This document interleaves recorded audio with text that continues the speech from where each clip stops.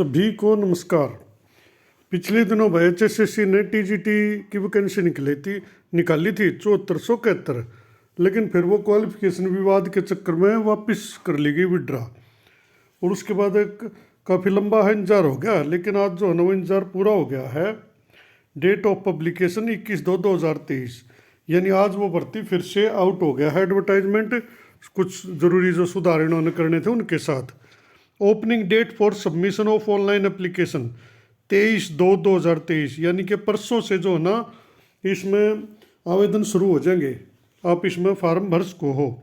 Closing date for submission of online application रहेगी 15 मार्च तक form भरे जाएंगे, यानी लगभग 20-22 दिन का टाइम मिलेगा। और फीस भरने के लिए क्लोजिंग डेट रहेगी 20 दिन। अब इसमें बात कर लेते हैं। अब इसमें जैसे कि हम देख रहे हैं गाइडलाइन वगैरह दी गई है, सारी चीज़ें दी गई हैं। ये जो है ना ऑनलाइन लिंक भी दिया गया है, 23 से 15 तक ये एक्टिव रेट रहेगा।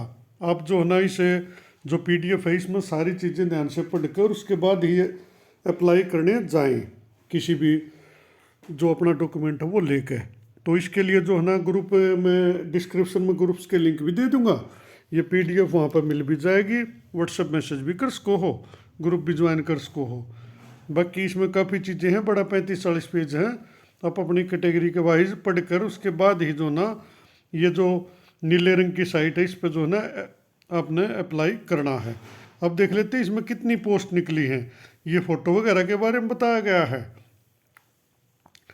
अब इसमें जो है ना कुछ तो जर्नल क्वालिफिकेशन TGT के लिए जो होनी चाहिए, एक तो Hindi Sanskrit as one of the subject in matriculation और हायर, एक तो क्वालिफिकेशन यह है जो सबके पास होनी चाहिए भाई किसी भी पोस्ट के लिए। और certificate of having qualified Haryana teacher eligibility test, यानी HTET, जितनी भी भर्ती निकली भाई सभी के लिए STET या STET ज़रूरी है। Of respective subject for the post applied, यानी जिस पोस्ट के लिए आप अप्लाई कर रहे हो उसी का STET आपके पास होना चाहिए। Conducted by board of school education Haryana, केवल यही चलेगा। इसेंशियल क्वालिफिकेशन जो है ना हर पोस्ट के लिए अलग से दी गई। एज लिमिट रहेगी भी 18 से 42 साल। बाकी SC ST वो जो BCA वगैरह है उनको 5 साल की छूट इसमें रहेगी, जो भी अकॉर्डिंग टू रूल होता है। पे स्केल 93-34-800, ग्रेड पे रहेगा 4600 इन पोस्ट के लिए। TGT इंग्लिश नंबर 1 पे है भाई, इसकी जो है ना काफ़ी बड़ी भर्ती मानी जाएगी, 1751 पोस्ट, जिसमें से 630 जर्नल की रहेंगी भाई। TGT होम साइंस की 27 वैकेंसीज हैं, ज़्यादा तो इसकी खैर है नहीं, बाकी होनी तो खैर ज़्यादा ही चाहिए थी। और 73 जो है ना कुल हैं, जर्नल की 27 हैं। अब TGT म्यूजिक की 10 हैं, जर्नल की 4 हैं। TGT फिजिकल एजुकेशन 821 से, और TGT आर्ट 1443। सबसे बड़ी TGT आर्ट की मानी जाएगी, इतने शायद कैंडिडेट भी ना हो, और होंगे तो चलो अच्छी बात से बड़ी भर्ती है। TGT संस्कृत काफ़ी साथी बहुत दिन से वेट कर रहे हैं, 714 पोस्ट हैं, जर्नल की 257।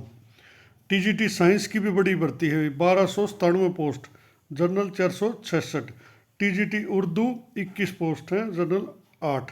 कुल मिला के जो है ना रेस्ट ऑफ हरियाणा में भाई 8 कैटेगरीज की जो 8 पोस्ट के लिए जो है ना भर्ती निकली है, बाकियों के लिए नहीं निकली है।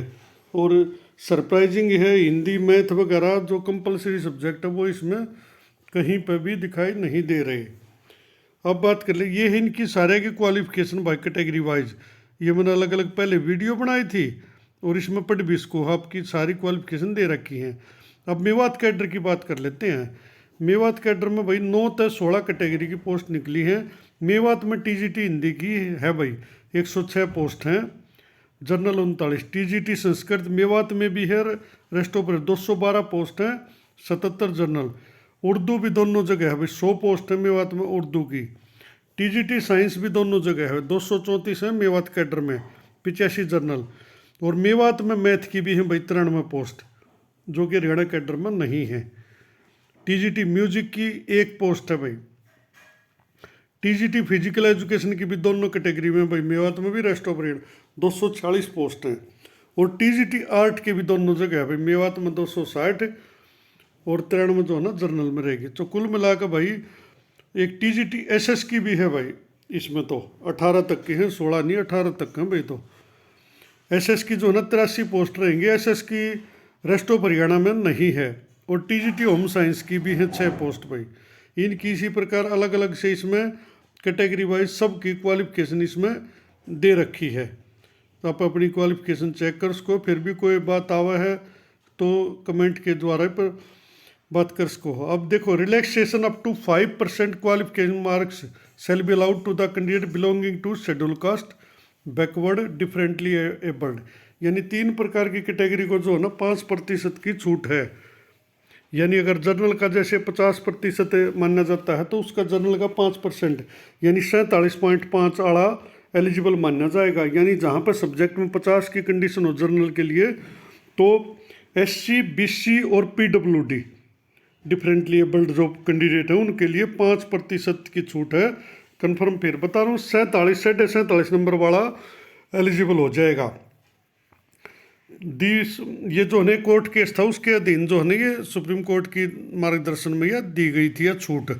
ये सिर्फ 3 कैटेगरी को हो भाई। फिर बता रहा हूँ, schedule caste, backward classes and differently abled यानी PWD कैंडिडेट्स, ये इनको छूट है। और तो इसमें बाकी इफ द यानी इन्होंने खोल भी कर दिया नीचे, if the minimum qualifying marks are 50% for general then the qualifying marks for SC, BC and PWD as the case में भी सेल भी 47.5 जो मैंने पहले बताया वो इसमें है। एक बात और रहेगी भाई, इसमें 33% post in each category, general, schedule caste, backward caste, EWS, ex serviceman, differently abled PWD candidate shall be reserve for women.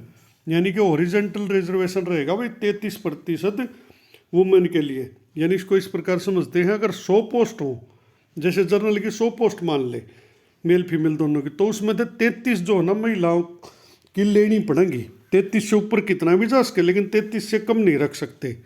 इसी प्रकार SC महिलाओं को तो उसकी जितनी पोस्ट हो उनका 33% उसमें महिला का प्रतिनिधित्व होना जरूरी है। इसी प्रकार बैकवर्ड में, EWS में, यानी कुल मिलाकर ओरिजेंटल रिजर्वेशन 33% वुमेन्स को दिया गया है।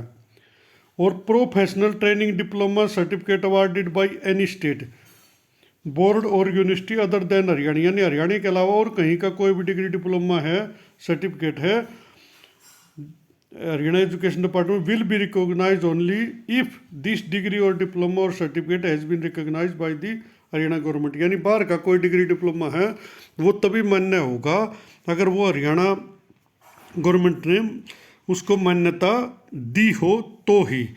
तो कुल मिलाकर बातें तो और भी बहुत सारी हैं। अगर कोई एक्सपीरियंस लगाता है, experience for social economic criteria will be considered only, जो अगर कोई एक्सपीरियंस लगाता है सोशल इकोनॉमिक के नंबर लेने के लिए after acquiring the essential qualification and it's, यानी उसके लिए पहले तो जो है ना जो एसेंशियल क्वालिफिकेशन है वो होनी चाहिए।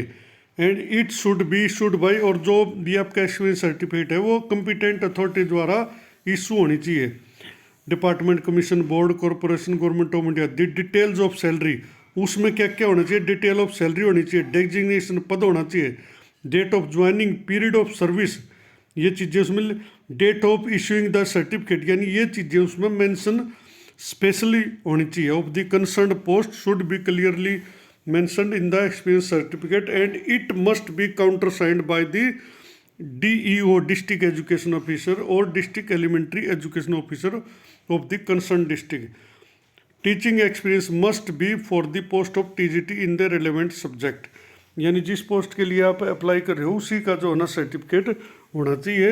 और उसमें ये जो जो चीज़ मैंने बताई है मेंशनिंग होनी चाहिए, यानी salary, designation, date of joining, period of service, कितने साल काम किया और किस दिन ये सर्टिफिकेट आपको इशू किया गया, और उसको काउंटर साइन करवाना है पहले स्कूल से, फिर BO से, उसके बाद DO या DWO से काउंटर साइन करवाना है। अब चलो लग ही रहते, एक और बता देता हूँ, रिलैक्सेशन इन एज, क्योंकि ये सवाल भी उठेगा भाई। 42 साल की उम्र है मानी गई है, लेकिन शेड्यूल कास्ट को 5 साल की छूट है, बैकवर्ड को भी 5 साल की छूट है। डिसेबल्ड पर्सन यानी PWD को 10 साल 10 ईयर रिलैक्सेशन, यानी कि आखिरी 52 साल तक की छूट मिल सके है। ये PWD के लिए है, बाकियों के लिए बैकवर्ड SC BC के लिए 5 साल की छूट है। अच्छा, मिलिट्री पर्सन की wives of military person who are disabled उनको भी 5 की छूट है। विडो लीगली है उनको भी 5 की है जी। तलाकशुदा हो 5 साल की छूट है। अनमैरिड को भी 5 year relaxation in age. Ex serviceman को भी उनके अनुसार relaxation in age to the extent of his military service added by 3 year provided. उनके लिए जो है ना अलग अलग शर्तें इसमें उनकी भी हैं। कुल मिलाकर एक तो EWS के लिए कोई छूट मुझे नहीं दिखाई दे रही इसमें, अगर कहीं पे हो तो आप लोग बताना भाई। बाकी वीडियो लंबी होती जा रही है। ये भर्ती निकल आई है और अपना इसमें फार्म भर सके हैं। कुछ पोस्ट के लिए जो है ना कम कर दिया सरकार ने, हालांकि उनकी आनी चाहिए थी दोनों कैडर में। और इसकी जो है ना परसों से यानी 23/2 से फार्म भरने शुरू हो जाएंगे और 15/3 इसकी लास्ट डेट रहेगी। फीस 20 तक भरी जा सकती है। बाकी बात अच्छी लगी हो तो चैनल को सब्सक्राइब करो, लाइक करो, शेयर करो। धन्यवाद।